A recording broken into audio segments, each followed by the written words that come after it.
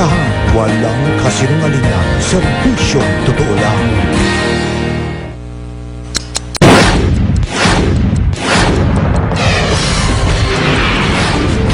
Raymond Dominguez na umano'y lider na sindikatong nagtumba sa kardilan na si Benson Evangelista.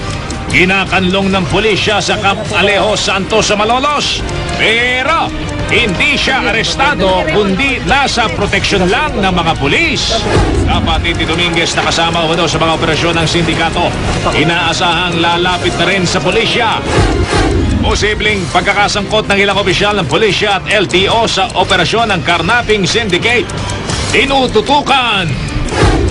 Iniinalang karnaper na aktuhang ng jab-jab ng kotse sa parking lot ng isang mall sa Quezon City. Recalibration at resealing ng metro ng taxi para sa dagdag pasahe. Sinimula na ng LTFRB. Ilang taxi operator na sumuong sa mahabang pila. Naubos ang pasensya. Presyo ng mga produktong petrolyo tatas na naman. Us! Nag-layup sa Skyway. Taloy ng trapiko. Nagkabuhol-buhol. Exclusive. Sanglaan sa Makati. Niloban. Mga suspect. Tumakas sa pamagitan ng isang manhole. Sanggol na isinilang na malitang daluyan ng dugo mula sa puso. Tagumpay na naoperahan. Kauna-unahan sa bansa. Sa Canada. Truck. Tumilapon ang sumalpok sa konkretong harang.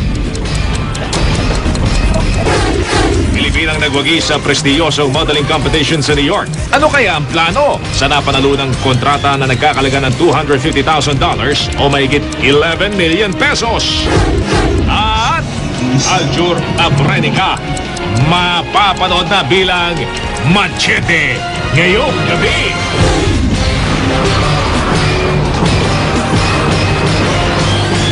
Mula sa GMA Network Center, narito si Mel Bianco, Mike Enriquez. Ito ang 24 oras.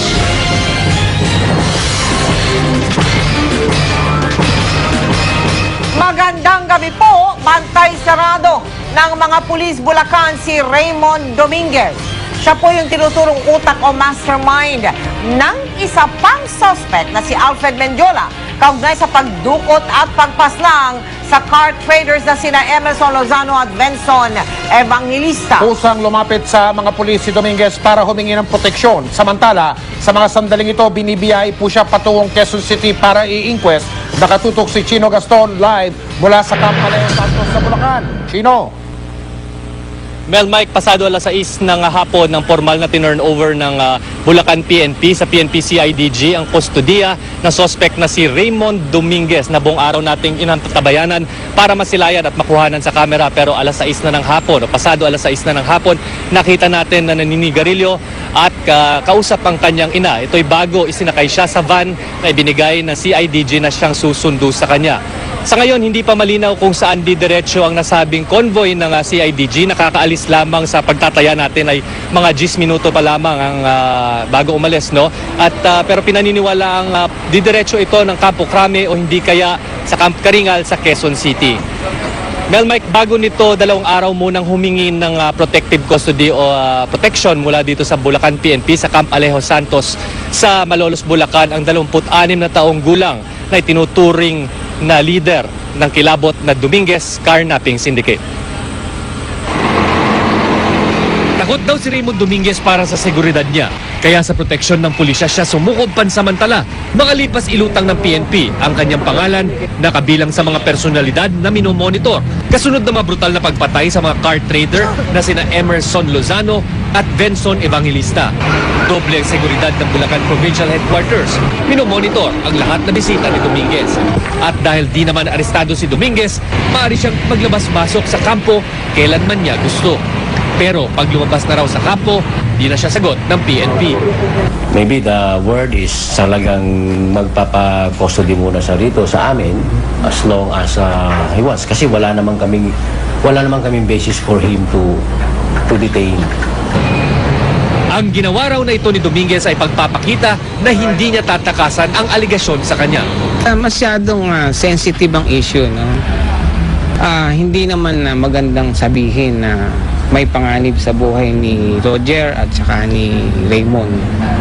At mahirap din namang sabihin na walang panganib sa kanilang buhay. And then at the same time, yung mga naglalabas ng balita na may manhunt operation na, pinaghahanap na ng alagad ng batas, as if na parang ang intention ni takbuhan yung kanilang responsibilidad. Pero itinanggi ng PNP Bulacan na nakatatanggap ng special treatment si Dominguez. Nakikitulog nga lang daw siya sa mga kwarto ng mga opisyal sa loob ng building ng Secret Service and Detective Office. So, nasa isang room, air condition room ba? No. Of course, ang condition kasi na ginawa ko is whatever na pwede namin ma-provide dito is yun lang. Nitong gabi ng Sabado, eksklusibong nasaksihan ng GMA News ang voluntaryong pagpunta sa Bulacan Police ni Raymond. Sinundo siya ng mga pulis sa kanilang bahay sa Kalumpit, Bulacan at bumiyahe patungong Camp Alejo Santos sa Malolos, Bulacan kasamang ina at kapatid. Ang abogado ni Dominguez at Bulacan Provincial Police agad nilinaw na hindi pagsuko ang naganap kundi paghingi ng protective custody. The safest place for my client as of today is this place. Sa eksklusibong panayam ng GMA News, iginiit ni Dominguez na wala siyang kinalaman sa pagdukot at pagpaslang kina Emerson Lozano at driver niyang si Hernani Sensil at kay Benson Evangelista. Humarap daw siya sa mga otoridad para humingi ng proteksyon. Patunayan din talaga na hindi ako nagtatago or natatakot sa mga bato sa akin. Talagang ang pinag-aalala ko lang o yung kaligtasan ko lang. Tungkol naman sa pagdidiin sa kanya ng nahuling suspect na si Alfred Mendiola, No comment ako dyan. Patunayan na lang niya. Mike, ayon mismo sa abogado ni Dominguez, anumang oras ay pwede daw lumutang itong kapatid ni Raymond na si Roger dahil ito ang pinag-usapan ng kapatid na unang susuko si Raymond bago si Roger. Mike? Sino ano magaganap ngayong gabi? Pagkatapos siyang dalhin sa Quezon City para i-inquest, ibabalik siya ulit dyan sa Bulacan? Ganun ba yun? Mike, ang pagkakaintindi natin dito sa mga kawani ng CIDG na ating nakausap ay kukunin mo na, formal na tinurn-over na sa PNP CIDG ang kustodiya ni Raymond Dominguez at inaasahang i-inquest daw ito mamayang gabi sa hindi pa natin nalalaman na office ng CIDG at doon naman nanatili sa kustodiya nga ng PNP sa Campo Crame o di kaya sa Camp Karingal. Kaya pagkatapos niyan na hindi na protective custody, ika nga ang tawag. Ganun ba yun? Chino, paano ba? Yes, Mike, ang pagkakaintindi natin, pagkatapos ma-inquest ay formally charged na nga itong ating suspect. Kaya mananatili na ito sa kustodiya ng PNP at depende na sa disposition ng korte kung saan siya ikukomit o ibig sabihin saan siya ikukulong. Mike? Maraming salamat, Chino, at paalala sa mga nakikinig sa radyo at sa mga nanonood, ang mga pinakahuling kaganapan tungkol sa pagdala dyan kay Ginoong Dominguez sa Quezon City mula dyan sa may Bulacan ay tutukan nyo lang po dito sa 24 oras. Maraming salamat, Chino Gaston. Nagsalita na po sa media si Alfred Mendiola, siya yung nahuling suspect na nagdidiin sa magkapatid na Dominguez sa pagpatay kay Benson Evangelista. Siya rin ang susi sa pagsalakay sa Manoy Safe House ng Dominguez Canaping Group kung saan may nakuhang mga ebidensya. Nakatutok si John Consulta, live mula sa Campo Oliva. John? Mike, narito nga pa rin sa Camp Oliva sa San Fernando, Pampanga, si Alfred Mendiola, ang isa sa mga suspect sa pagpatay umano kay Benson Evangelista na unang nahawakan ng mga pulis. Na-inquest na si Alfred Mendiola at isa pang suspect si Ferdinand Parulan nitong Sabado. Pinakakasuhan na sila ng murder at carnapping ng piskalya. Kanina, habang nasa kusuriya ng mga pulis dito sa Camp Olivas, nagsalita sa harap ng media si Mendiola. Siya raw ang itinurong bading ng suspect na nagpakilalang Alan Torres. Siya raw ang nagkunwaring nakipagtransaksyon kay Benson Evangelista para bilhin ang binibentang Land Cruiser noong January 13. Kilala lamang. Alfred, bakit yung nga ba lumantad at ano ang gusto mong mensaheng sabihin sa lahat ng mga nanonood sa iyo ngayon? Hindi kinaya ng konsensya ko yung nangyari kay Benson Evangelista. Dahil ako po, aminado ako kung credibility ko ang tinatanong nyo. Estapador lang ako, hindi ako mamamatay tao. Estapador lang po ako. Nilinaw ni Menjola, hindi naging membro ng grupo nila Dominguez ang mga biktimang sina Emerson Lozano at Hernando Sensil at si Evangelista. Emerson Lozano, Hermanes Sensil, Benson Evangelista, wala po silang kinaangkupang anumang carnapping syndicate. Biktima po sila sa nangyaring to. Biktima po sila. Maawa po tayo sa pamilya ng mga naiwan ni na Emerson, ni na Sensil, ni na Benson Evangelista. Inuulit ko po, biktima ang tatlong ito. Wala po silang carnapping syndicate na kinasasangkutan at hindi po sila legal na kakilala ng magkapatid na Dominguez. Kwento ni Menjola, nagkakilala sila ng mga magkakapatid na Roger at Raymond Dominguez sa loob ng Malolos Provincial Jail sa Bulacan. Patunay raw dito ang litratong ito na kuha sa loob ng compound ng Malolos Provincial Jail. At si Raymond Dominguez at artistang si Katrina Paula ang nagsilbing ermano at ermana sa isang okasyon. Itinanggi na noon ni Paula na may relasyon siya kay Dominguez. Wala rin daw siyang alam sa mga aktibidad nito. Sa huli, humingi ng tawad at pangunawa si Menjola sa pamilya ng mga naging biktima ng carnapping group at humingi ng dasal para sa katatagan sa kanyang nakakarap na laban. Gusto kong humingi ng tawad sa pamilya Evangelista, lalong-lalo na po sa mga naulila ni Benson. Pero gusto ko rin pong klaruhin sa inyong lahat na ang partisipasyon ko sa krimen na ito, hanggang doon lang po sa mapapayag ko. Ang anak nyo, nai-road test ang sasakyan. Maliban po doon, wala na. Hindi po ako ganong katinong tao. Nakulong din po ako sa mga kasong kinaharap ko before, pero sa pagkakataong pong ito, alam ko sa sarili ko at alam ng Diyos na nasa totoo ko.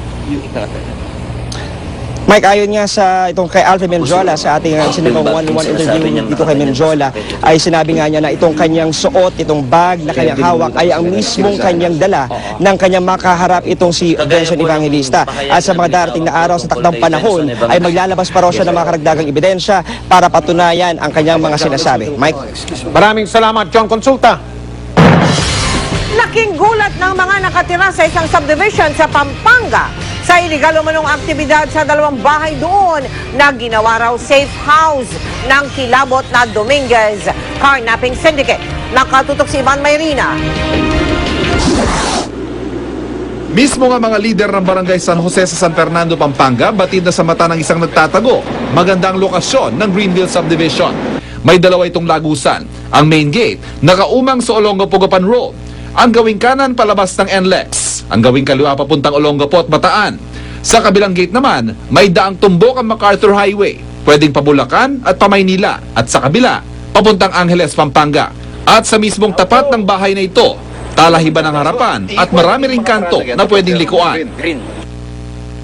Pero laking gulat pa rin ng mga taga-barangay ang operasyon ng pulisya noong Biyernes. Dalawang bahay dito ang pinaniniwala ang nirentahan ng Dominguez Group. Sa mga bahay na ito, na-recover ang dalawang umano'y karnap na sasakyan, mga plaka, susi, mga baril at bala, at sari-saring umano'y gamit ng mga karnaper. Dito rin nakita ang sunog na lisensyang ito na pinaniniwala ang sa pinatay at sinunog na car dealer na si Benson Evangelista. Ang iba naman, wala raw kahinahinalang napansin sa nakalipas sa buwan na nangungupahan ng mga suspect sa dalawang bahay. Nakausap ng GMA News ang may-ari ng inupahang apartment pero hindi siya umarap sa kamera. Nagpakilala umanong Jason Miranda at Enrique Carl Lopez ang mga nangungupahan sa bahay na nagsimula noong August 2010. Hanggang January 17 pa raw ang kontrata nila sa apartment. Nasa edad 25 lang daw sila at mga empleyado raw ng isang agricultural company. Parehong magalang at wala rin daw problema sa pagbabayad ng upa. Hindi rin daw nito nakita ang mga sasakyang nabawi ng mga pulis nang salakay ng apartment nitong Biyernes.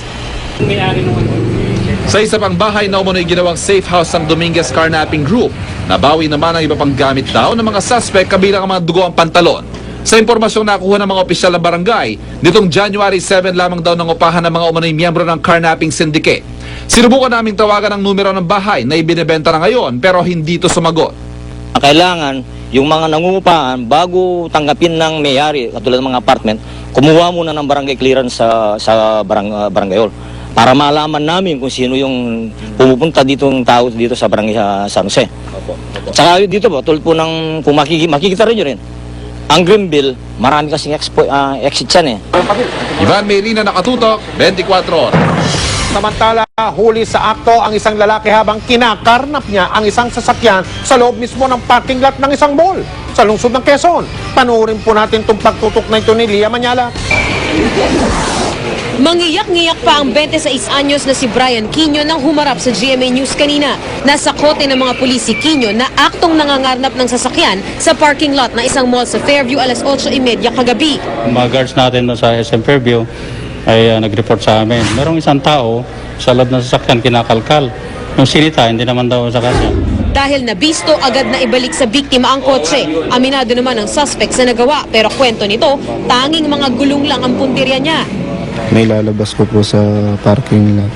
Kinukuha ko lang po yung gulong. Ano ginagawa mo sa gulong? Binibenta ko lang po. Nagbebenta rin po ng mga mags. Malaki na po ma'am yung 4,000. Isang 4,000 ilan gulong? 4 po. Bago pa naaktuhan ng suspect ng mga pulis, isa pang kotse ang nauna na nitong nabuksan sa parking lot ng isa pang mall sa lugar. Tanggal na ang gulong ng narecover na kotse. Pati radiator at iba pang parte nito, chop-chop na rin. Sisisi na po ako ma'am. Bukod sa gamit ng mga susi, isa ring getaway vehicle na Toyota Corolla ang nakuha sa lugar. Sa inisyal na investigasyon, lumalabas na ang plaka nitong WRN 468 ay nakaw din mula sa isang Mitsubishi Adventure. Kaya payo ng QCPD Station 5 magdoble ingat. Dapat din daw na higpitan pa ang seguridad sa mga parking area ng mga mall. Maglagay tayo ng another lock doon sa Monebella. Lia Manyalak, nakatutok, 24 oras. Malakas ang kutob ng nanay ng dating miyembro ng Baywalk Bodies na si Rejoice Rivera na may kinalaman umano si Raymond Dominguez sa pagpatay sa kanyang anak. Nakatutok si Emil Sumangil. Naniniwala si Ginang Nieves Santos na si Raymond Dominguez ang sumundo at nakadate ng anak niyang si Rejoice Rivera ng Baywalk Bodies noong December 29 bago ito nawala at matagpo ang patay sa tabang exit sa North Luzon Expressway. Dati raw magkarelasyon sina Raymond at Rejoice, Diane Marie Santos sa tunay na buhay. Talagang clear and clear naman yung sinabi yun sa akin. Kaya naniniwala ako na yun talaga. Kasi yun ang nag-focus kami doon sa statement ni Rejoice na gano'n. Nagtungo sa tanggapan ng NBI Death Investigation Division ang ina ni Rejoice kasama ang NBI Pampanga Provincial Office para isumite ang suot na t-shirt, short pants at underwear ni Rejoice nang madiskubre ang bangkay ng biktima noong bisperas ng bagong taon. Ipapa-DNA analysis sa mga ito. Ayon sa NBI, magtatagal ng ilang araw ang pagsusuri at titiyakin pa rin nila kung na-preserve ng wasto ang mga ebidensya dahil higit 3 linggo na ang lumilipas mula nang maganap ang krimen. We have to assess kung it was properly preserved or not.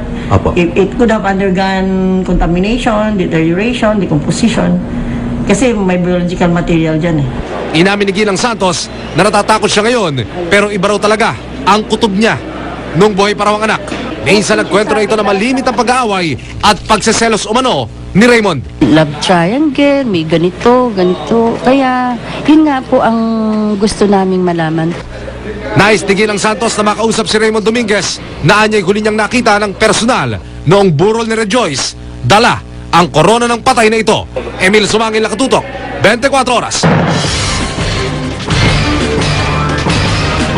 Sinimulan na ng LTFRB ang recalibration at resealing ng metro ng mga taxi para sa dagdag pasahe. Ang ilang operator na naginit ang ulo, saan nila ay magulong sistema. Nakatutok si Steve Dailisan. Hile-hilera mga taxi sa tapat ng tanggapan ng LTFRB sa East Avenue. Dito muna kasi ipinoproseso ng mga operator ang franchise evaluation, assessment at pagbabayad ng 1,110 pesos kada unit. Pabalik-balik ko kami dahil hindi maano pa yung sistema, yung kung saan pipila, magulo. Kaya yung oras nauubos.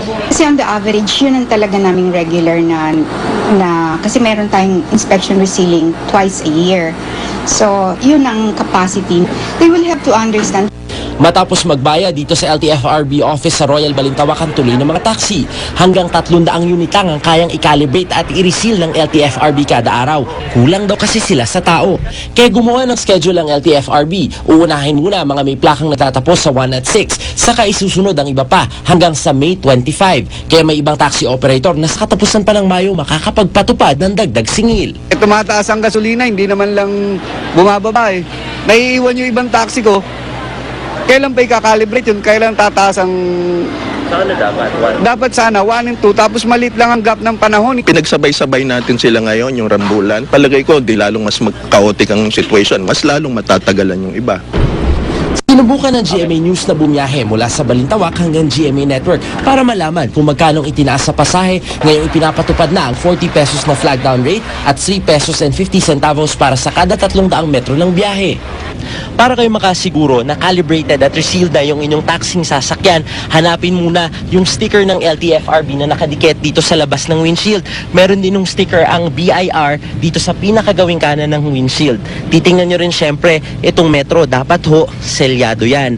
Bago kayo bumaba ng taxi, hingin nyo muna yung resibo. Dito nakasaad kung gaano yung layo ng inyong ibinyahe at yung eksaktong halaga na inyong babayaran. Ayon sa taxi driver na si Darwin, baka hindi rin sila makikinabang sa taas pasahe. Pareho lang sa dati ang mangyayari kasi tumaas ang gasolina, tumaas din ang boundary, ganun pa rin. Ano pong pangalan natin? Sige. Pwede na ba itong punitin? Yun. Yung dating 80 pesos na pasahe mula sa Balintawak hanggang dito sa GMA, eto 110 pesos na para sa 5.78 kilometers, mga 30 pesos din yung itinaas. Bukas ang LTFRB hotline na text line para sa sumbong ng mga commuter. Steve Delisa, nakatutok, 24 oras. Kaligtasan mo sa Alerto 24. Nagkaroon ng gulo sa lungsod ng Valenzuela kagabi. Inabutan ng isang grupo ng mga nagbumotorsiklo ang sasakyang tumakbo umano matapos silang sagiin. Si Tricia Zafra, naka-Alerto 24, eksklusibo. Di sinasadyang mag-stop over sa presinto ng Valenzuela City ang mga motorcycle rider na ito matapos masangkot sa gulo. Binabagtas nila MacArthur Highway bandang hating gabi nang sagiin umano ng isang AUV ang isa nilang kasama. Tumbaraw agad sa kalsada si Saad Abdullah pero imbis na huminto, tinakbuhan sila ng AUV. Nang maabutan ng sasakyan sa Melinta exit, sumiklab ang gulo. Bigla lang binuksan ng pinto. Sabi nila, anong gusto ninyo? Pagbaba naman, lumaban sila, bigla kami sununtok. Tapos bigla akong inampas ng bato. Nahihilo po ako ngayon. Sa gitna ng away, humarurot daw palayo ang AUV at iniwan ng dalawang pasaherong nakikipag-away, sina Rodney Calyang at Reynan Galang. Pero anila, hindi sila ang nag-umpisa ng gulo dahil tulog sila sa biyahe. Gising na lang namin dito sa Malinta, nagkakagulo na sila. Pinilit ko silang awatin ayaw paawat Pinasinungalingan naman ito ng mga nagrereklamo. Ikaw naman ang suntukin, hindi ka lalaban, kahit ang langgam nga Pag apakan mo yun, kakagatin ka. Sasampahan ang reklamong physical injuries ng mga rider, sina Calyang at Galang. Tricia Zafra, naka-Alerto 24. Pinasok ng mga magnanakaw ang isang paupahang bahay sa lungsod ng Quezon. Natagay nila ang mahigit 100,000 pisong halaga ng mga alahas at kagamitan. Si Micaela Papa, naka-Alerto 24. Masayang umuwi ang tatlong magkakatrabaho sa medical insurance company matapos ang 3 araw na pagkadestino sa Cavite nitong linggo. Pero ang kanilang saya agad napalitan ng pagkadismaya. Nadatnan kasi nilang ikinandado ng kanilang landlady ang gate ng inuupahang bahay sa kanto ng Quezon Avenue at Barangay Santo Domingo. Kasunod na nilang nadiskubre na puinersa na pala nang di pa natutukoy na salarin ang lock ng kanilang bahay.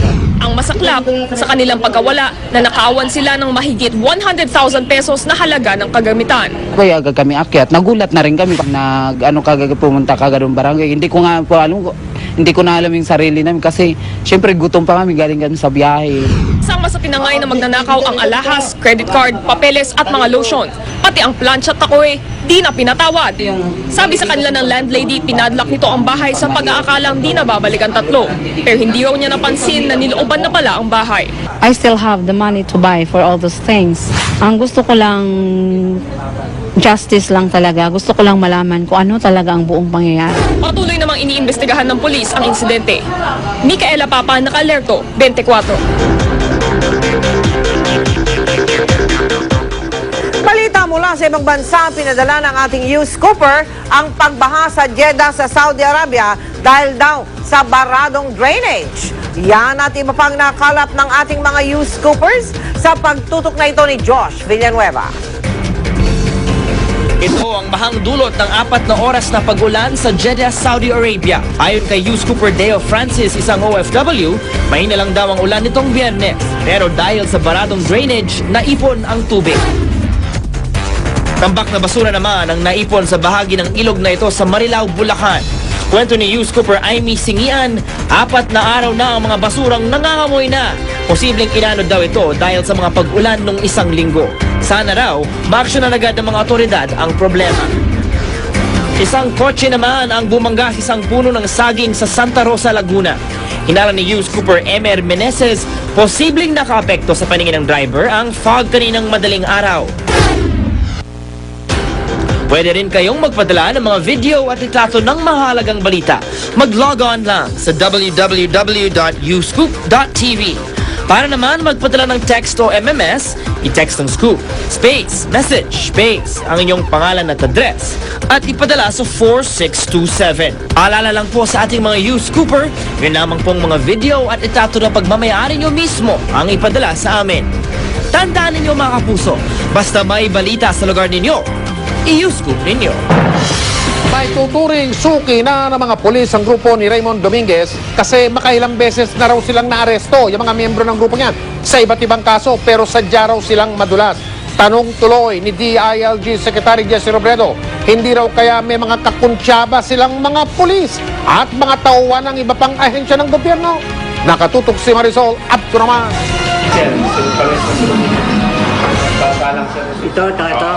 Matagal lang nasa PNP Rogues List ang Dominguez Carnaping Group. Ilang beses na rin labas-masok sa kulungan ang mga umunoy miyembro at leader nito. Mahigit 20 kaso na rin daw ang kinakaharap nila pero nakakapagpiyansa kaya nakakalaya. Professional daw kumilos, mabilis gumalaw, malinis magtrabaho. Kaya dula ni DILG Secretary Jesse Robredo, hindi lang ang magkapatid na Raymond at Roger Dominguez ang nagpapatakbo ng umunoy sindikato. Ako po hindi ko inaalis na hindi lang pulis, baka po iba pang ahensya ng pamahalaan. Pero ayaw pang magpangalan ni Robredo habang iniimbestigahan ang kaso. Yung carnapping po, hindi naman yung lalaki at lalaganap kung wala pong mga kasama, nagre-register ng mga sasakyan, kung wala pong mga iba pang kasama na nagpapalago po ng negosyong ito. Magtataka po kayo, isa doon no bail, pero may bail. Ibig po sabihin, kailangan po natin imbestigahan, siyasatin natin, sino po yung dahilan kung bakit yung mga kasong no bail, may bail. Hindi na raw bago sa PNP ang impormasyon may posibleng sangkot na pulis. Marami tayong informasyon na nare-receive, merong written, merong telepono. We still have to establish evidence and gather evidence to validate this information. Hindi pa raw tapos ang investigasyon ng PNP sa kaso ni Emerson Lozano at kasamang si Hernani Sensil, pati ni Benson Evangelista. Pero may connection daw rito ang grupo ni na Dominguez. Sa ngayon, may 2 suspect ng hawak ang PNP, sina Alfred Menjola at Ferdinand Parolan na na-inquest na nung Sabado.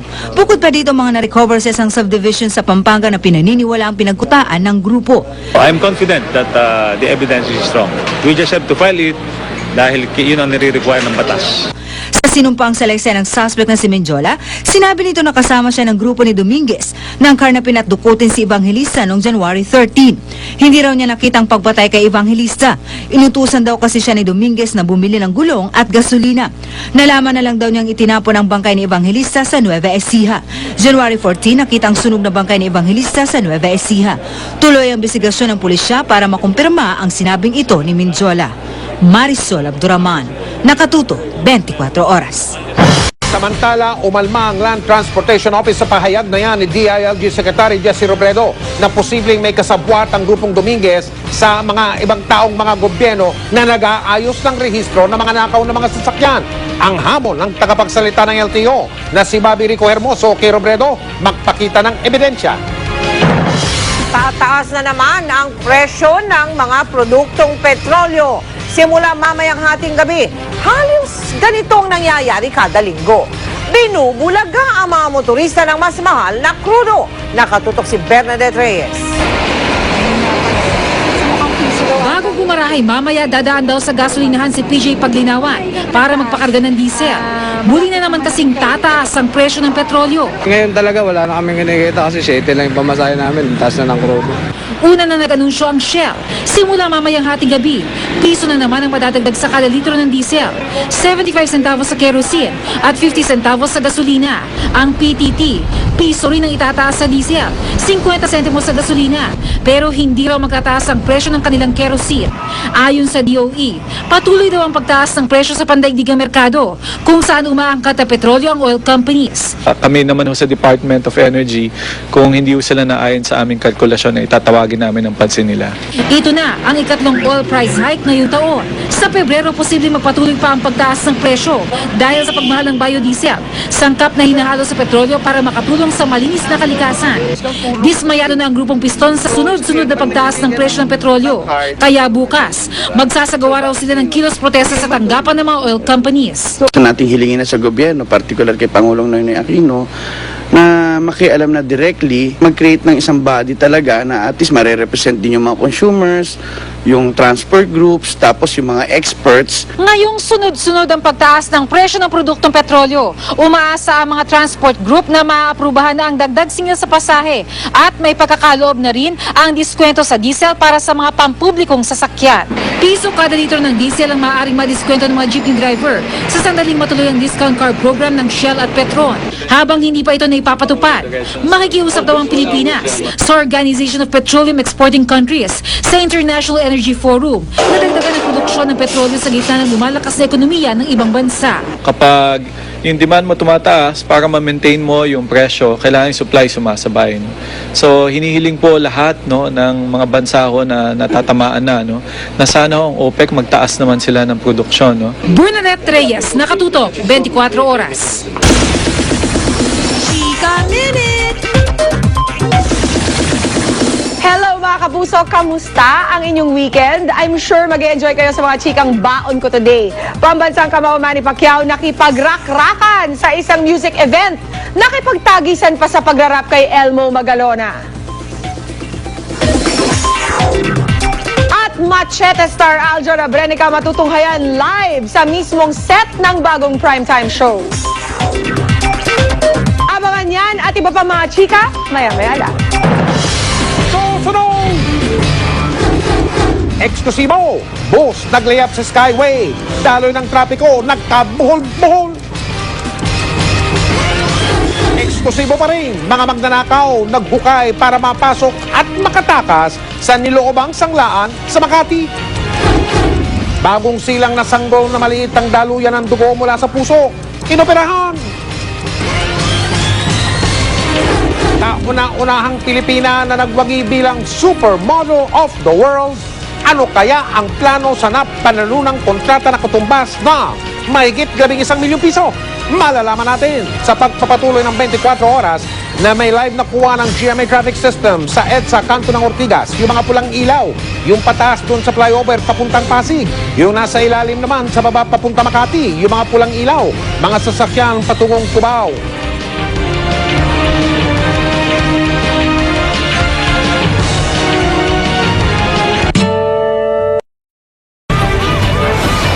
Nagkabuhol-buhol ang daloy ng trapiko sa Skyway sa may bandang Taguig. Kaninang umaga po ito. At yan ay matapos magliyab ang isang pampasayrong bus. Kuwang-kuwa po sa video ang nangyari. Narito ang pagbabalik ni John Consulta, naka-alerto 24. Agad nagbabaan ang 43 pasahero ng Ceres bus na ito na may plakang DXU 470 pasado alas 7 kaninang umaga. Matapos mapansin ng ilang pasahero ang usok mula sa likurang bahagi ng pampasaherong bus na may biyaheng Batangas-Maynila habang binabaybay ang northbound lane ng Skyway. Sa cellphone video na kuha ni Engineer Reden Urnos, isa sa mga pasahero, kita ang pagkatangka ng driver at konduktor ng bus na patayin ang usok gamit ang kanilang fire extinguisher. Pero sa halip na humupa, biglang lumaki ang apoy at mabilis na kumalat sa loob ng bus.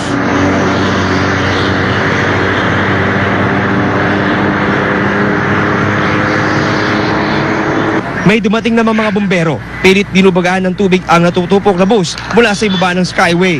Tumulong din ang ilan pang mga pamatay sunog na mabilis na umakyat sa Skyway. Nang maapula ang apoy, tumambad ang tupok na pampasaherong bus. At sa loob ng bus, bakas ang mas matinding pinsala. Meron tumunog. So ngayon yung pinto, tinitignan kanina, bumaba.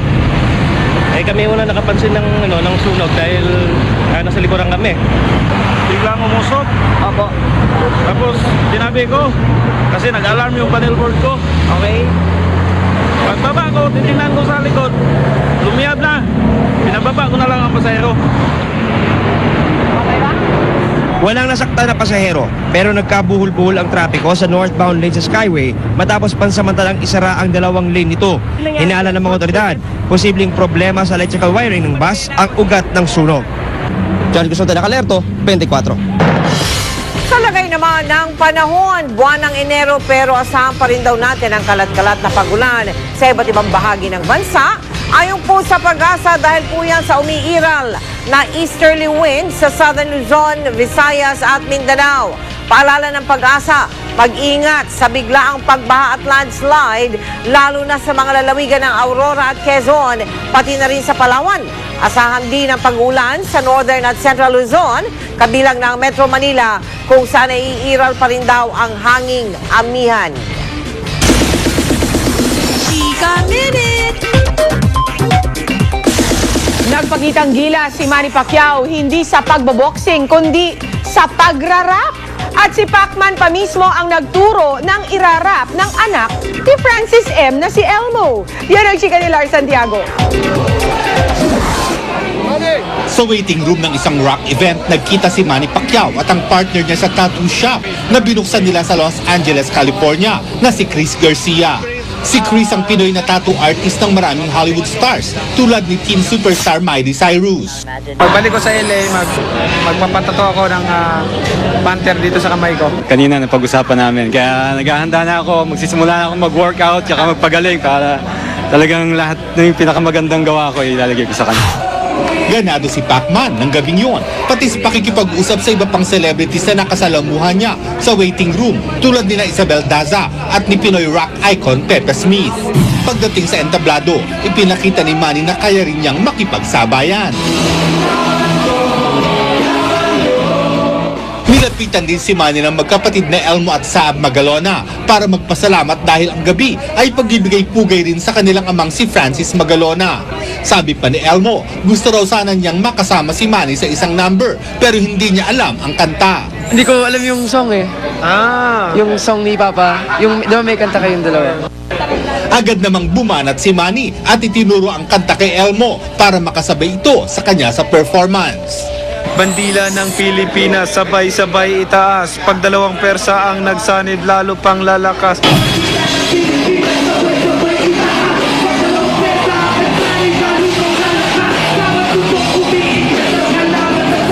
Lars Santiago, updated sa Showbiz Happening. Sa pagbabalik ng Chika Minute, si Aljor Abrenica bilang si Machete, live nating makakapanayam. Tutukan niyo yan mga kapuso, mamaya.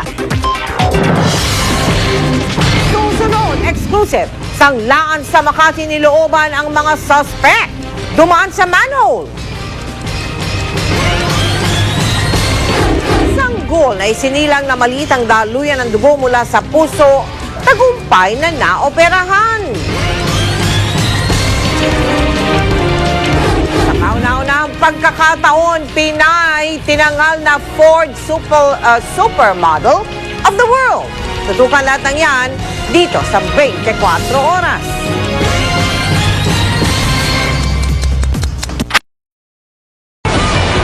Meron pong isang sanlaan sa lungsod ng Makati na nilooban. Ganito pong ginawa ng mga suspect. Dumaan sila sa manhole, tapos naghukay sila patungo dun sa sanlaan. Si Julio Segovia, naka-Alerto 24, eksklusibo. Sa manhole na ito sa Barangay Pitogo, Kalayaan Avenue sa Makati, sinasabing pumasok ang di bababa sa tatlong suspect. Gamit daw ang hydraulic jack, lagaring bakal at bareta. Nabutas nila ang sementong sahig ng Marapon Shop, kaya nabigyang dana panloloob sa sanglaan. Naiwan pa ng isa sa mga suspect ang kapares ng tsinelas at kita rin ang mga bakas ng putik sa loob. Pero mukhang mahihirapan daw matunto ng mga salarin dahil walang CCTV sa sanglaan. Siguro between Saturday ng gabi hanggang kagabi kasi hindi to basta-basta maano siya ng mabilisan. Siguro mga 2 hanggang 3 tao ito siya na tumira. Sinira ng mga suspect ang vault kaya nalimas ang pera at samot-saring klase ng alahas. Sa kabuuan, aabot ito sa 1.3 million pesos. Sa itaas ng pawn shop na nunuluyan ng appraiser at katiwalang si Nestorio Capino Jr. Pero hindi raw niya namalayang may nagbubutas na pala sa sahig ng establishmento. Alas 8 ng umaga kanina lang nila nalamang may panloob na naganap. So wala naman kaming narinig na ganun. Kasi kung maano ka, mali araw, may dito sa kabila yung meat shop, magano kasi, magtaddan ng babo yun. So akala mo sa kanila yun. Tapos marami pang sasakyan. Iniimbestigahan muna natin, alamin natin lahat-lahat kung ano ba talagang motibo dito, kung may sabuatan ba dito, talagang purely pagnanakaw lang talaga. Hindi na bago ang ganitong modus. Ganyan din ang ginawa sa sanglaan sa Makati noong Disyembre, pati sa bangkong ito sa Iba, Zambales. Kaya payo ng PNP sa mga establishmentong nagtatago ng malaking halaga. Maglalagay sila ng mga security guard sa labas para mamonitor kung may incident. At saka kailangan sir, may makaya sila ng CCTV camera. At the same time, alarm sir sa vault. Julio Segovia, nakalerto, 24. Isang pulis at kinakasama niyang babae ang natagpo ang patay sa loob ng inuupahang condominium unit sa Maynila. Parehong may tama ng baril ng bala ang dalawa. Nakatutok si JP Soriano. Napasugod ang MPD Soco sa isang unit ng University Flat sa Maynila matapos matuklas ang may patay na babae at lalaki sa loob. Kinilala ang mga biktima na sina Lulu Andres, negosyanteng may-ari ng ilang franchise ng isang salon at live-in partner niyang si Police Chief Inspector Janton Albano na nakadestino sa Tuguegarao. Kapwa sila may tama ng bala mula sa iisang baril. January 20 pa nang huling pumasok sa unit ang dalawa. Tumawag na yung ina ng babae. Ang nakasagot, ang may cellphone kasi ang ina doon sa kasama ko, number.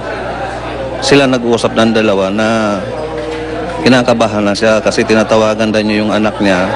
Hindi daw nagsumasagot. Kaninang umaga, pwersang pinasok ng kapatid ni Lulu ang unit matapos may mag-report ng masangsang na amoy na umalingasaw doon. Doon nakita ang mga bangkay, pati ang 9mm na baril ni Albano at 2 basyo ng bala. Sa inisyal na investigasyon ng pulisya, lumalabas na maaring nabaril ni Albano si Andres at pagkatapos ay maaring ang buhay naman niya ang kanyang tinapos. Pero biniberipika pa ito. Siguro gunshot pero hindi pa natin ma-determine kasi state of decomposition na yung victims eh. Although doon sa room na yun, wala namang possible entry. Ayon sa kapatid ni Lulu, wala siyang nalalaman na pag-aaway ni Lulu at ng pulis. Hiwalay daw sa asawa si Lulu, habang binata naman daw ang pulis pero may anak daw sila at kada linggo lang kung magkita. Then wala naman kinukwentong about their fights or something, wala. Basta we are happy. Then after that, sabi sa akin, we'll go to Manila kasi may firing competition and that's it. Tinitignan pa rin daw ng MPD kung may posibleng iba pang sangkot sa krimen. JP Soriano, nakatutok, 24 oras. Truck sa Canada na sumalpok sa konkretong barikada at tumilapon at muntik pang sumalpok sa isang kotse. Sa Germany naman, kotseng tumatakas sa mga pulis. Sa bahay naman sumalpok. Kauna-una ang tagumpay ng operasyon dito sa Pilipinas. Isang sanggol na hindi sapat ang daluyan ng dugong mula sa puso. Dito nyo mapapanood sa 24 oras na may live na kuha sa pamagitan ng GMA Traffic System.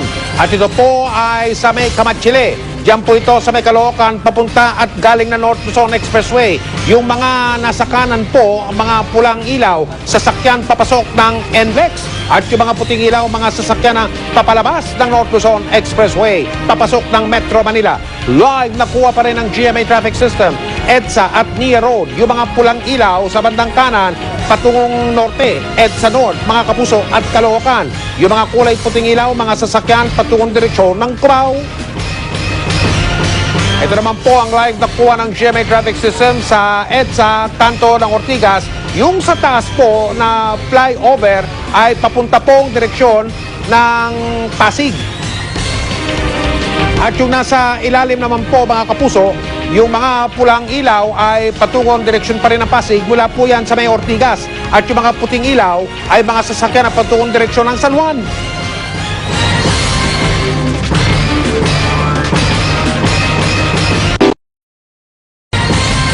bansang Canada, kitang-kita ang pagtilapo ng isang truck matapos itong sumalpok sa konkretong harang.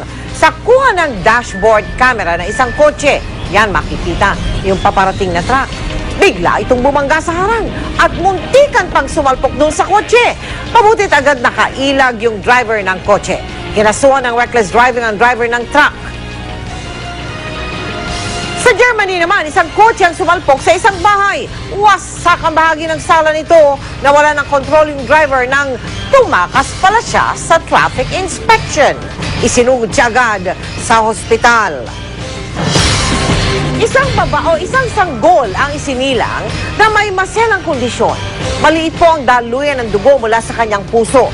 Hindi sapat para makapagdala ng dugo sa iba't ibang bahagi ng kanyang katawan. Pero sa pamagitan ng maselang operasyon, nadugtungan ang buhay ng munting anghel. Kauna-unahan po yan sa Pilipinas. Tinutukan niya ni Rauna Crisostomo. Sa bawat tibok ng puso ng sanggol na si Amber Calian, nabubuhay ang pag-asa ni Michelle Junicio na lalaking masigla ang kanyang panganay. May hypoplastic left heart syndrome si Amber. Ibig sabihin, maliit ang kaliwang chamber ng kanyang puso at di sapat ang laki para magbomba ng dugo sa katawan. Nasa tiyan pa lang ni Michelle si Amber nang madiagnose ang sakit ng sanggol. Sobrang bigat sa akin nun. Parang isipin mo yung dinadala mo. Parang alam mo na paglabas niya, parang mawawala rin. So, ang hirap talaga. Kaya nitong nakaraang Lunes sa ika-5 araw sa mundo ni Amber, isinailalim na siya sa operasyon. Sa pamamagitan ng hybrid palliation surgery, nagawa ng paraan na madaluyan ng sapat na dugo ang katawan ng sanggol. Ang kanang chamber ng puso na nagbubomba ng dugo sa baga, ginamit din para magdala ng dugo sa kanyang katawan. Ni-reroute namin yung dugo para yung isang chamber ng heart na mas malaki ay yun ang magiging chamber na magsusupport basically magbibigay ng circulation sa katawan. It's a combination of surgery and non-surgery. To be more exact, we call it interventional. Interventional means you use catheter to do what you have to do. Matapos ang surgery, unti-unting gumaganda ang vital signs ni Amber. Tagumpay ang operasyon na naisagawa sa bansa sa kauna-unahang pagkakataon. Not only is that an achievement for us doctors and for the hospital, diba, but it's also an achievement for our society, our country, that we can show that that we are able to do these kinds of operations with some success, and it opens the doors to future operations because in essence, we can now treat this disease. Diba? When before, there was no treatment for this disease in our country. At nitong linggo, sa kauna-unahang pagkakataon din, nabuhat ni Michelle si Amber. Sobrang blessed. Kasi ang dami nagdadasal talaga for feeling namin kayanan siya talagang nag-survive kasi talagang everyone's praying for her talaga. Dami nagmamahal sa kanya. Isa sa ilalim pa sa 2 operasyon si Amber para tuluyang maiayos ang problema sa kanyang puso. Rauna Crisostomo, nakatutok 24 oras. Si Mel Tiangco, ang inyong kapusong totoo.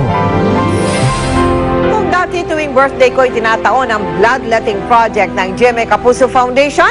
Kalaunan po, naging 2 beses sa isang taon. Ang proyektong kung tawagin namin ay Sagip Dugtong Buhay. Ang una, ginaganap bago mag-Valentine's Day. At ang pangalawa nga ay tuwing Agosto sa pagdiriwang ng aking birthday. Ngayon papalapit na ang buwan ng Pebrero. Muli po kaming umihiling ng inyong donasyong dugo para sa mga nangangailangan.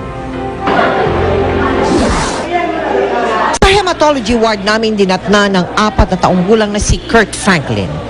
Matamlay, namumutla, nakikipaglaban sa sakit na leukemia. Importante sa tulad niya ang regular na masalina ng dugo. Medyo nahihirapan kami na patasin yung blood parameters niya. Kaya importante talaga na masalinan talaga siya ng dugo. Wala ang ina ni Kurt nang amin siyang dalawin. Naghahanap ng mapagkukunan ng isasali na dugo para sa anak. Minsan wala kang may mahanap na donor. Ang hirap kasi maghanap ko ng donor. So, hindi po kami nakakaano ng fresh whole blood. Ngayon nahihirapan kami na makakuha ng mga blood products na yun kasi nagkakaubusan na. Isa lang si Kurt sa libu-libong Pinoy na umaasa sa supply ng dugo para madugtungan ang buhay. Ayon sa Philippine National Red Cross, nangangailangan ng bansa ng 2,000 bag ng dugo araw-araw. Pangangailangan sa dugo para sa mga sakit tulad ng leukemia at dengue na hirap mapunuan dahil sa kakapusan ng supply. Si Kathleen, nakakatatlong beses nang nag-donate ng dugo. Isa siya sa mga suki na blood donor tuwing may bloodletting activity sa GMA Network. Kahit takot sa hiringgilya, pilit niya itong nilalabanan dahil mahalaga ang bawat patak ng dugo na kanyang iniaalay. Masarap din ang feeling na nakakapagbigay ka nakakapagpahaba ka ng buhay ng isang tao at the same time. At yun, sa health benefits din. At hindi raw magsasawa si Kathleen na mag-donate ng dugo para sa mga tulad ni Kurt. Huwag silang matakot sa syringe, huwag silang matakot mag-donate ng blood kasi hindi nila alam kung sino at yung taong pwede pa nilang matulungan dun sa simple gift of life na pwede nilang ibigay. At heto na po ang pagkakataon para kayo naman ay maging blood donor. Sa buwan ng Pebrero, magkakaroon po tayo muli ng Sagip Dugtong Buhay. Kung kayo ay may edad 18 hanggang 65, ang timbang ninyo ay hindi bababa sa 50 kilo o kaya naman ay 110 pounds, hindi kayo anemic at hindi rin kayo high blood, magkita-kita po tayo sa dating tagpuan sa Evergotesco Mall Activity Center sa Commonwealth sa Quezon City. Markahan po ninyo ang petsa ay 11 ng Pebrero, araw po ito ng Biyernes, para hindi ninyo makalimutan. Kung kayo po ay may katanungan tungkol sa project na ito, tumawag lamang sa aming tanggapan. Susunod! Eksklusibo, pulis na nakuna ng video habang nagsasyabu. Nagpa-interview, itinangging gumagamit siya ng droga. Pasa na kami ng counter Mas mabigat na parusa laban sa mga karnaper isinusulong sa Senado. At iba pang mga balita sa pagpapatuloy ng 24 oras.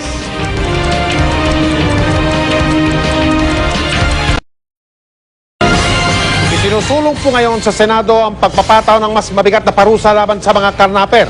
At yan ay matapos ang sunod-sunod na malalagim na insidente ng karnaping sa bansa. Nakatutok si Ruth Cabal. Ang nasa batas ngayon, pwedeng magpiyansa ang taong nakasuhan ng carnapping. 30 taong pagkabilanggo ang maximum penalty nito, maliban na lang kung may kasamang pagpatay na may katapat na life imprisonment. Sa inihaing panukalang batas, si Senator Chis Escudero gusto niyang amyendahan ng RA 6539 o Anti-Carnapping Act of 1972 para gawing capital offense ang carnapping dahil itatrato raw itong krimen laban sa national security. Kung capital offense na ang carnapping, habang buhay na pagkabilanggo na ang maximum penalty nito. Ugat ng lahat ng krimen, pwede nating maitrace sa carnapping. Bago mang hold up ng anumang bangko establishmento ang hold upper, gagamit yan ng carnap na auto. Bago yan pumatay ng sinumang tao, bago yan mangidnap, gumagamit palagi ng carnap na auto. Sa bersyon namang inihain ni Senator Antonio Trillanes, gagawing non-bailable offense ang carnapping. Kung una, ito'y mapapatunayang ginawa ng isang carjacking syndicate. Kung ito'y ginawa ng persahan, may intimidation at sa marahas na paraan. At kung ang may-ari ng kotse, driver o pasahero ay napatay. Marami pa sana na biktimang na-save. Kung yung ibang mga carnappers na recidivist na-detain na. No? Si Senate President Juan Ponce Enrile na naging biktima na rin ng carnapping, iba naman ang pananaw. Pwede naman daw hindi baguhin ang batas. Ikabit na lang daw ang carnapping sa mga kasong pagpatay para maging non-bailable. Kaya rin daw masugpo ang carnapping. Just law enforcement.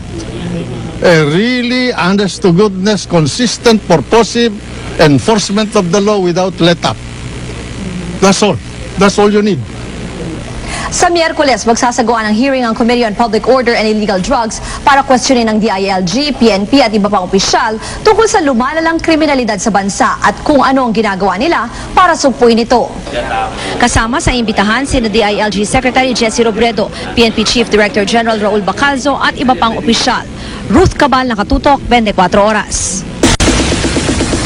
Chika Minute!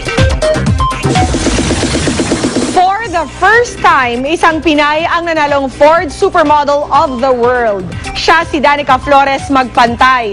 At sa panayam ng GMA News, nagkwento si Danica sa mga plano niya after winning the title. Ang chika hatid ni Lar Santiago. Ito ang litrato sa official news release ng 2011 Ford Supermodel of the World. Tampok dyan ang kababayan nating si Danica Flores Magpantay. Kasama niya ang runners-up na models mula sa Lithuania at Poland. Sa mahigit 50 sumali, si Danica ang nagwagi. Nagulat po ako pero masayang-masaya po ako. Part 1 ng kontrata is nanalo po akong 250,000. Masaya rin po ako kasi parang hindi ko naman po inisip na magiging yung part na rin po ako ng Ford Modeling Agency sa New York. Hindi naman nakapagtataka na natural na kay Danica ang pagmumodelo kahit 17 years old pa lang siya. Ika nga, it's in the blood.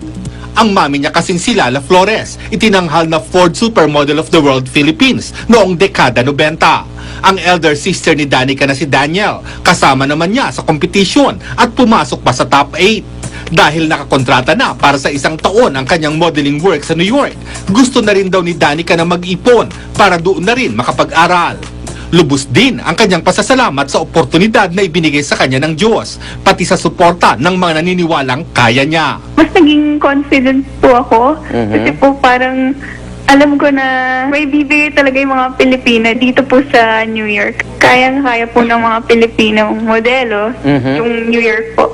Ngayong tinanghal na international supermodel, ready na raw si Danica sa challenges ng modeling industry sa New York. War Santiago, updated sa Showbiz Happenings. Up next, ang pagsilip sa taping ng pinakabagong telepantasya ng GMA, ang Machete. Huwag bibitiw dito sa 24 Oras.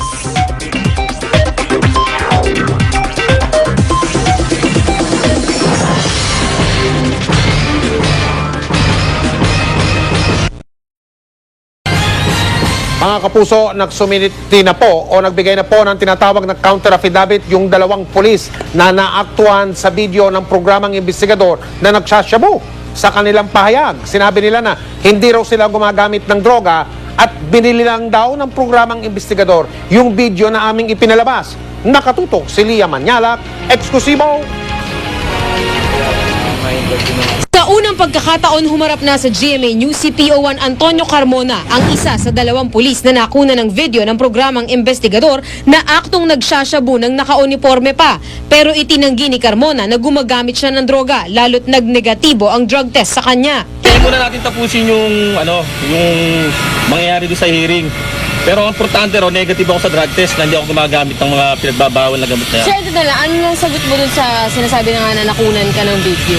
Di ba nakunan, isa ka dun sa nakunan ng video? Sa hearing ko na lang ako pagka mayroon lumabas na decision ng NAPOLCOM. Pero tinatanggi mo ba na ikaw yung nasa video? O? Doon na lang po natin kasi may proper forum naman Ang isa pang pulis na nakuna ng video na si PO1 Richard Giab naman, nagpositibo sa drug test. Kanina, nagmamadali siyang umiwas sa amin at tumangging humarap sa kamera. Ngayong araw nagsumite ng counter affidavit ang 2 pulis sa NAPOLCOM. Ayon sa NAPOLCOM, itinanggi ng 2 pulis na gumagamit sila ng bawal na gamot. Sinabi rin ng isa sa kanila na hindi naman daw siya buang nakunan sa video, kundi simpleng paninigarilyo lang. Nais din nilang malaman kung sino ang kumuha ng video. Meron din silang question dito na baka raw ito ay nabili, ito ba ay kung saan nakuha, no? At may allegation din na inaalam nila kung sino yung kumuha ng video. Bakit daw? Siguro maaaring doon sa kanilang hinaharap na kaso para magkaroon siguro sila ng linaw tungkol doon sa kung paano nangyari ito. Para makatulong sa investigasyon, ipapatawag din ng NAPOLCOM ang crew ng investigador na nakakuha ng video. May 3 araw ang NAPOLCOM para tapusin ang pre-charge evaluation na aalam kung may basehan na sampahan sila ng reklamo.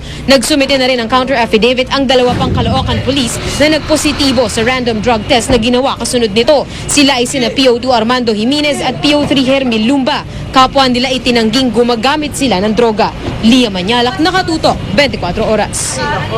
At narito po ang pahayag ng programang investigador kaugnay sa paratang na binili namin yung kontrobersyal na video ng pagsasyabo ng mga pulis. Naninindigan ng investigador na ang video ni na PO1 Richard Giab at PO1 Antonio Carmona ay sariling kuha ng investigador. Hindi po namin binili ang video. Malinaw din sa surveillance video na aktwal na gumagamit ng shabu at hindi lang sila naninigarilyo. Resulta po yung nakunang video na yan ng ginawang surveillance o pagmamanman ng investigador na nagsimula pa po noong Nobyembre 2010. Sa pinalabas ng investigador noong mga nakaraang Sabado, sadyang tinakpan at pinutol namin ang mga eksena ng aktwal na paghitit ng shabu ni Nagiyab at Carmona. Ito ay alinsunod na rin sa patakaran ng MTRCB na may mahigpit na nagbabawal sa pagpapakita ng tinatawag na depiction of drug use. Katunayan, napanood ang kabuuang surveillance video na yan ng Napolcom at yan ay nagresulta sa pagsasagawa nila ng surpresang pag-iinspeksyon. Handa ang investigador na magbigay ng karagdagang impormasyon kung kinakailangan sa formal na investigasyon at sa paglilitis hinggil sa kasong ng mga nabanggit na pulis. Mula sa kampo ng pulisya sa Bulacan, nasa Quezon City Hall of Justice na si Raymond Dominguez para siya sumailalim sa inquest proceedings. Nakatutok doon live si Maris Umali. Maris. Bandang 7:20 nga ngayong gabi na nga dumating dito sa Quezon City Hall of Justice ang carnapping at murder suspect na si Raymond Dominguez para isailalim sa inquest proceedings. Todo gwardyado siya ng napakaraming pulis mula sa Quezon City Police District at CIDG. Bagamat maaliwala sa mukha, halatang di mapakali, nakita sa patuloy na paggalaw ng kanyang mga hita. Nakaposa si Dominguez nang siya'y dalhin dito. Sa inquest proceedings, malalaman ang partikular na kasong isasampa laban sa suspect na si Dominguez base sa rekomendasyon ng piskal. Hindi agad nakapagsimula ang inquest proceedings dahil hinintay pa ang pagdating ni Assistant City Prosecutor Sullivan Usman na nauna na umuwi kanina. Ayon kay QCPD Chief Benhardy Mantele, kasong kidnapping with homicide at carnapping ang isinampa ng pulisya pero depende pa raw ito sa magiging rekomendasyon ng piskal. Kasama niya ang abogadong si Raymond Palad na hiningan daw ng tulong ni Dominguez. Kine-question ni Palad ang inquest proceedings kung saan isinasailalim ngayon si Dominguez. Hindi, we find it parang highly irregular. Para sabihin mo na under inquest ka. Hindi tama eh. Hindi tama. Well, yung inquest kasi immediately after the commission of the crime. So let's say may rape, nahuli mo 24 hours, hinabol mo, kasuha mo agad inquest. Ang nangyari dito, kung re-reviewin mo, napakarami ng interview, second week pa lang ng January. So how would you say na inquest to? Eh hindi naman immediately after the commission of the crime. How do you call it? Ayon pa kay Attorney Palad, hindi na siya under protective custody ng pulisya dahil tinuturing na nga siyang arestado at isa ng suspect.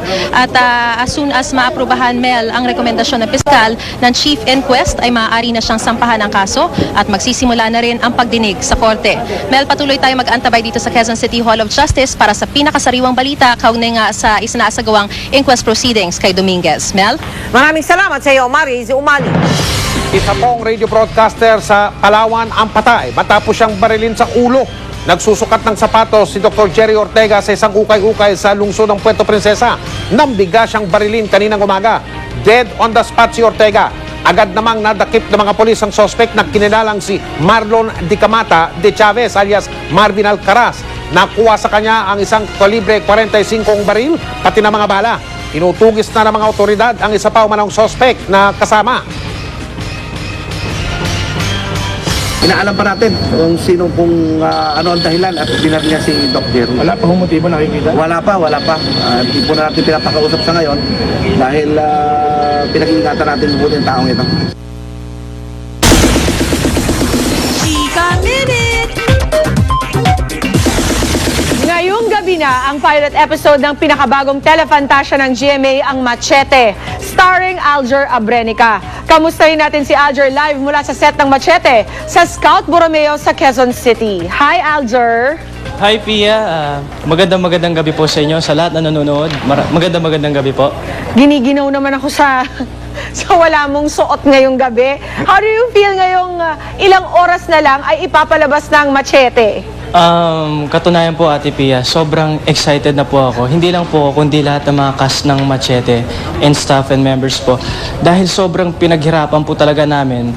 On my part, everyday po ako nag-gym, nagsuswimming pa po ako. Talagang lahat ng kinakailangan gawin para mapaganda yung Machete. Ginawa po namin, pati fight scenes po namin, maghapon po namin ginagawa yan ilang araw. At sa direction po ni Don Michael Perez at Direk Gina Alahar, lahat po ng pinakamagagandang shot talagang ginagawa po namin para masatisfy po lahat ng manonood. Alam mo, Alger, dahil sa hubog ng katawan mo ngayon, kahit na si Mike Enriquez, sinusunod na ang machete diet mo. Nako. Maghanda ka pag pinakita niya ang kanyang machete body sa'yo. Nakakatuwa naman po marinigan, Ate Pia. Pero Alger, alam mo naman na ilang versions na ng machete ang nagawa in the past. Ano ang kaibahan ng pinagbibidahan mo ngayon sa mga naunang machete? Kumbaga po, Pia, sa machete na mapapanood po nila ngayon, nag-evolve na si Machete. Kung noon po ay mahaba po ang buhok ni Machete, ngayon short hair na po na medyo semi-calvo. At ngayon, sensual na siya, at the same time, mas magko-concentrate po tayo sa love story ni Machete at Aguinaya. Speaking of love story, alam naming napapaligiran ka ng nagagandahang mga babae dyan sa Machete. Nandyan si Bella Padilla, si Raisa Senon, si Gwen Zamora. Sino ba talaga sa kanila ang pinakamalapit na sa puso mo? Actually po, Ate Pia, lahat po sila malalapit sa puso ko. Lahat po sila malalapit. Kailangan isa lang. Talaga? Ang pinakamalapit po sa puso ko dito si Ate Nieva, yung EP po na. Yung alin? Si Ate Nieva, EP po namin. Yung inyong executive producer? Opo. At si ma-share ko rin po si Raisa Senon, nagda-diet na rin. Oo nga Talagang pinaghahandaan po talaga namin lahat ng aming makakaya para mapaganda itong Machete. Well, we can't wait to watch it, Alger. Maraming salamat sa oras mo ngayong gabi. And we wish you good luck. Maraming salamat din po, Ate Pia, at sa 24 oras sa magandang oportunidad na makapag-plug ngayon. Abangan niyo po ang Machete after Dwarfina. Maraming salamat po. God bless. Thanks, Alger. Mag-t-shirt ka na, ha? Yeah po. Mga sipunin ka pa eh. At yan po ang Chika Minute ngayong araw. Tutok uli bukas for the hottest in showbiz. Ako po si Pia Guanyo. Mel, Mike ha, yung machete body mo. Salamat, Pia. Machete body? Tawa na ako kayo. Huminga ka na. At yan po mga balitang aming tinutukan sa nakalipas sa 24 oras. Maraming salamat sa inyong pagtitiwala mula sa tahanan ng katotohanan. Ako po si Mel Tiangco. Ako po si Mike Enriquez. Ito ang GMA. Walang kinikilingan, walang pinoprotektahan, walang kasinungalingan. Walang bahid politika. Serbisyong totoo lamang. At dahil hindi natutulog ang balita, Nakatutok kami 24 oras.